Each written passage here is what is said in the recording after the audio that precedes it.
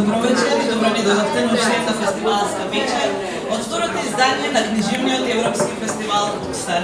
Оваа година можеме да се пофалиме со богата програма, со европски авторки. Досега ги имаме холандската Марен Телемор и турско-германската авторка Есмахан Айкол, а вечерва со нас е и полската авторка Агата Тушинска, која ќе ни се представи со две контроверзни биографии. Но, пред целосно да се препуштиме на промоцијата на овие романи, сакам да споменам еден многу важен детал. А тоа е звездениот цит кој што го имаме овде, со цел да се зачува буквата Ц, што значи треба да ја пуштите вашата имагинација и креативност, можете сами да смислите некој збор што ќе ја содржи буквата Ц или пак ќе започнува на буквата Ц. Секако може да бидат изборови веќе постоечки. А сега предлагам да погледнеме едно кратко видео.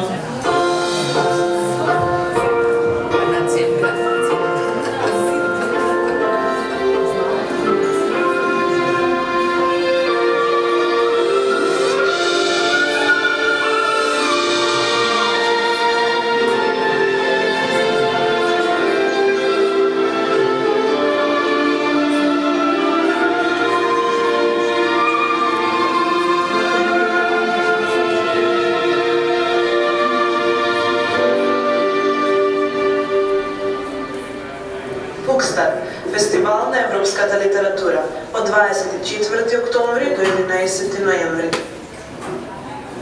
Како што споменав, вечерва имаме полската авторка Агата Тушинска, ја имаме со двата романи, Обвината Виера Гран и со свршеничката на Бруно Шулц.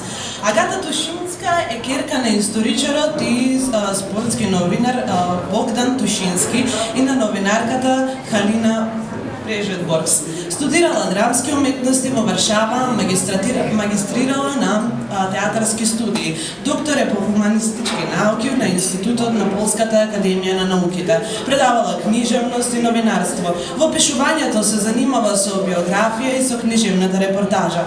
Мешајќи го историското и фиктивното, објавила 20 на книги, од кои две станале бестселери. Повеќето од книгите се запознати личности од уметничкиот свет и полските евреи, меѓу кои и актерката Марија Вишновска и писателот Нобеловец Исак Башевски Сингер. Вежби за загуба пак е мощно интимна книга за борбата на незиниот сопруг со ракот, објавена во Франција и во Кореја. Во потрага по материјали за своите книги патувала во САД, Израел, Франција, Полска и во многу други земји. Вечен лик на незините книги е сеќавањето, неговите болни врски, мистериозни форми, малобројни пројави. Освен биографии и репортажи, Тушинска пишувала и поезија. Авторка е на поетски книги, членка е на Полското друштво на писатели на Пен клубот. Предавала и на Универзитетот Колумбија, фондацијата Флубайт.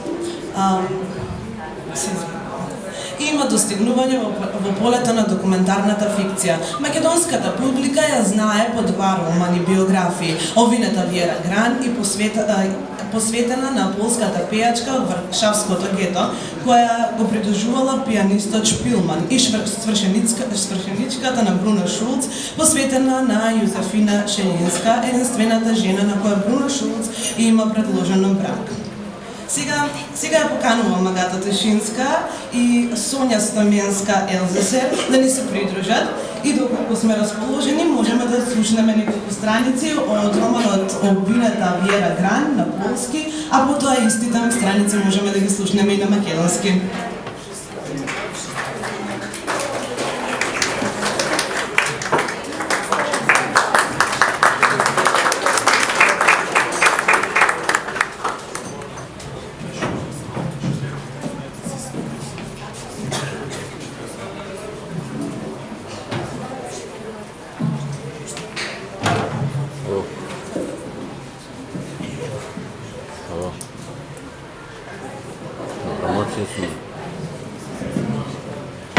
Хайки да барам.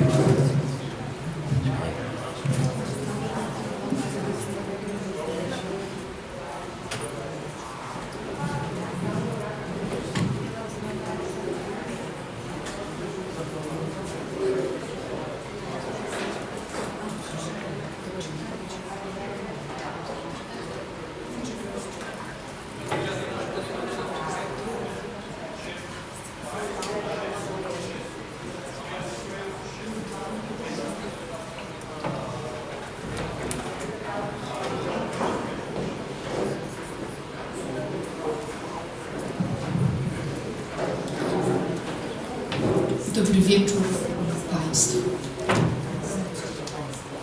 Bardzo się cieszę, że jestem tutaj z Państwem wieczorem. Zacznę może od fragmentu małego mojej książki Oskarżona Wiadomo. Много се радвам дека сум тука со вас вечерва и ќе почнеме вечерта со еден фрагмент од фрагментот Oskarżona Wiadomo. Podnosi słuchawkę, ale nie odzywa się pierwsza. Oddycha.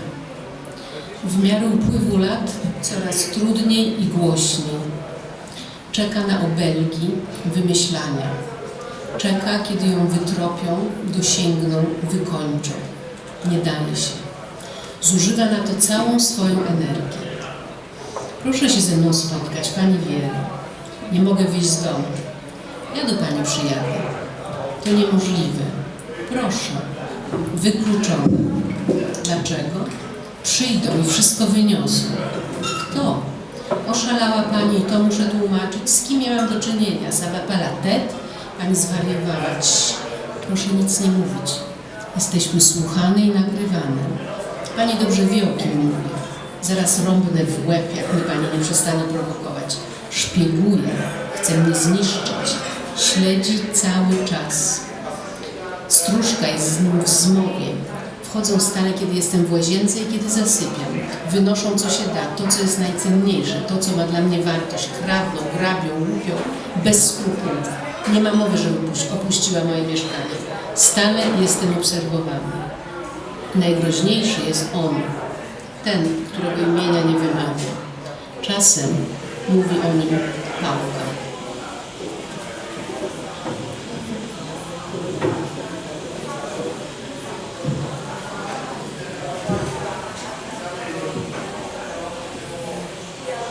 За момци најдобри се лимоните, половини лимони, дузини. Треба да се сечат, да се остар нож на четвртинки и да се ставаат по шкафови, на полици, по фиоки. Кисели лимони, сочни, жолти, како песокта од топовината на Шведен. Со неподносни вкус, гарант ги убива. И весниците ги ништат молците, старите весници, полека од киселото, ама со иста ефикасност. Сувите букви имаат застрашувачка моќ. Исправувањето со малку застарен печат замајува. Молците се вкоченуваат, стануваат тврди, паѓаат во соби. Тие безмалку се 12 милиметри и не им треба јадење. Доволно им е она што ги стицале од мајка им. Млеко, немав млеко. Синот ми доеше двојка, селанка, немаше доволно. Омразата и мечиното млеко се пијат како лек. Лавиринтите не ништат, што ги продуцираат возрастните примероци. Постојат дури на други илјади јајца.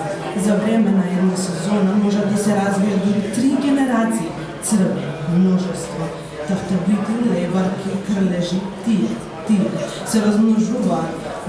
Моите непријатели наблегуваат со оптужби, обвинувања, плетат мрежи, ми јадат лиштата, крварат. Во гетото имаше трошки, толпи, вошливи деца што се трудев да ги засолнам. Соберав пари за нек за децата. Никој не верува. И за молците најдобри се лимоните што се сечат на еднакви делови и ги редат по полици и фиоки. За молци најдобри се лимоните.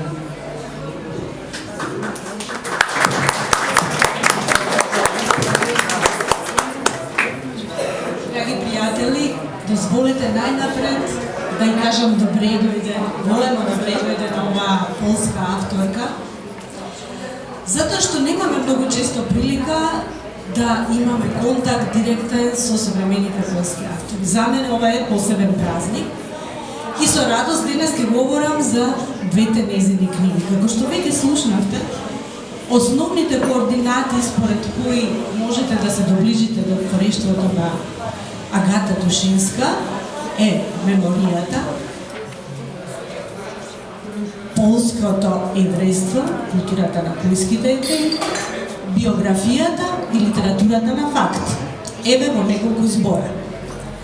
Знаете дека во последните 20 години биографикциите, така би ги нарекла, биографија и фикција беа мощно актуелни. Меѓутоа, овој тип на Агата Тушинска ми се чини малку посебен. Посебен и издвоен од оние што сме навикнати како биографии да ги восприемаме, особено и оние биопици, biographic picture, biographic novel, нели, од англиското говорно подрече. Оваа биографија и овие биографии на Агата Тушинска се нешто друго. Од една страна, многу цврсто врзани за фактот, значи апсолутно не го прекршуваат фактот, но она што значи фикција и метафикција му е оставено на читателот. Мислам дека овие убавината во читањето и уживањето во овие книги е токму во тој елемент кој Агата Тушинска го отвара пред нас, за да ја домислиме провокацијата што ни ја фрла во незините биографии. Бидејќи ги слушнавме во бедните зборови во романот Обвинета Вера Гран, редно е сега прво да се задржам на тој роман, нели? Го спомнавме гетото.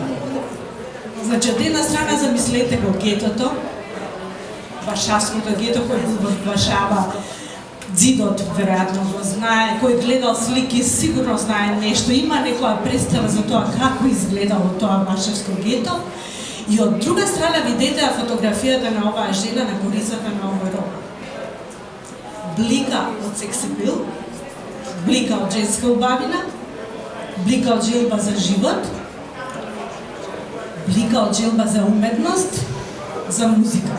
Уште ако сте имале можност да чуете од незините интерпретации, а јас поттикната од Тушинска, како онај читател што мора да домисли и да доработи се она што доби како роман, верувајте, бев заразена од таа потрага по спомените, по сеќавањата и ги изслушав тие што може да се најдат на мрежата и бев воодушевена од тој прекрасен глас, воодушевена од таа чудна сила на таа жена, како таа ги пее тие мелодии од времето на неголемата трагедија што ја снајде особено Полска и еврејското гето во Полска. Значи, од прво мислиме дека е тоа контрадикторност, како сега тоа едно со друго. Но, точно е дека во тоа гето постоела уметност, постоеле драмски перформанси, постоеле кабареа, дури постоела и подсмевања, сатира, иронија. А Вера Гран со својата песна, како што вели Агата Тушинска, со таа миса на заборавот, им помагала веројатно на тие што се таму, а си помагала и себе. Приказата е многу долга, комплицирана, со многу детали, но ќе се обидам колку што може накратко да кажа. Агата Тушинска имала директни средби со жената Вера Гран во незините старечки години пред незината смрт, кога ја откривала приказната за тоа што се случило со неа всушност. Вера Гран живеела во гетото 20 на месеци, не помни 2 година и нешто. Тие 20 на месеци го определиле целиот нејзин живот.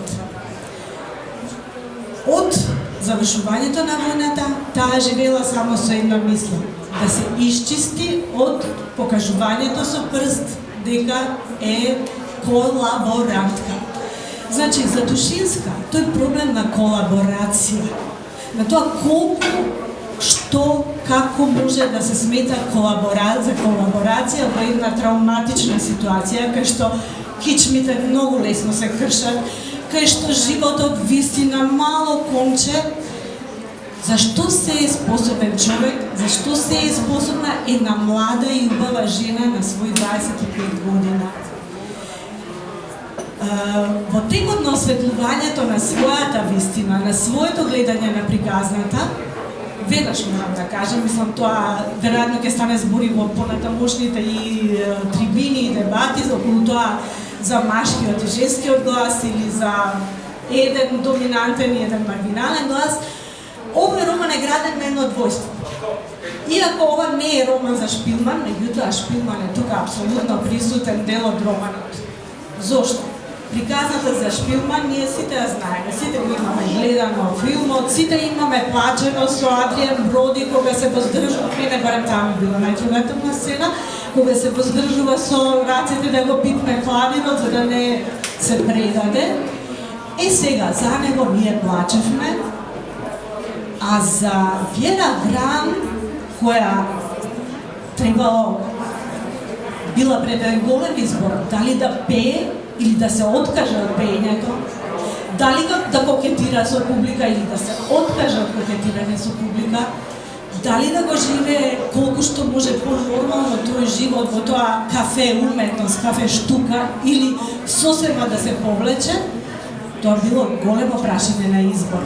За неа се уште не сме плачеле. Може би сега една Милица рече дека плачела кога читала Вера Гран.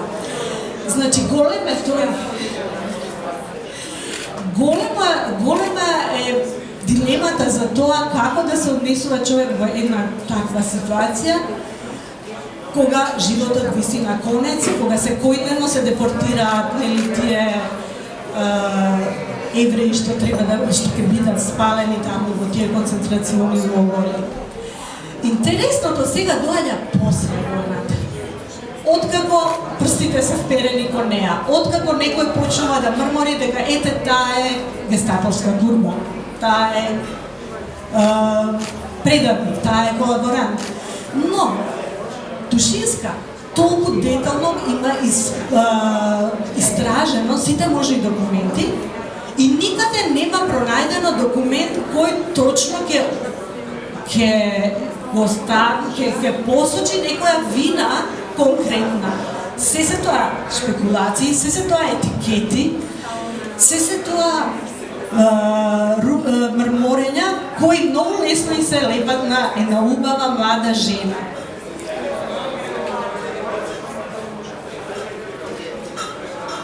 Тука е тоа прашање. Дали всушност вистината е само тоа што го знаеме и од кој англ го знаеме? Шпилман, кога раскажуваше за својата приказна во гетото, ни со еден збор не ја спомна Вера Гран. А тие 20 месеци, како јас и Агата сега, седел еден покрај друг и таа ја пеела својата песна, а тој ја следа. Можно ли е да немало никаква нивна соработка, никаква нивна корелација, или пак може би токму нивната корелација е проблемот на Вера Гран за подоцнешната низина судбина. Тука е она дочитување за кое ви зборувам. Секој од нас читателите на друг начин може би ќе си ја прочита оваа приказна и секој од нас може би ќе си замисли што е всушност причината за еден така страшно уништен живот, зашто фактички Вера Гран после тие 20 месеци во гетото нема нормален живот. Таа е етикетирана. Точно е дека таа со помош на Казимир Жирски се спасува во едно предградие на Прага, успева да се нормализира, ја фарба косата, успева некој нормален живот да води, раѓа детенце, кој умира за жал само за 3 месеци. И потоа, веќе после 50-тите години почнува една потрага по среќа во другите краишта, едно иселување, се разведува од својот сопруг, оди во Израел, да бара среќата, оди во Јужна Америка, завршува во Франција како апатрид, како човек без својата тковина. Како што завршува како човек без својата тковина, завршува и на гробот без надпис, кој нашата гостинка, како што пишува во романот, го посетила. И може потресни се последните сцени од нејзиниот живот, кога една параноја доведена до крајност, уништува тотално и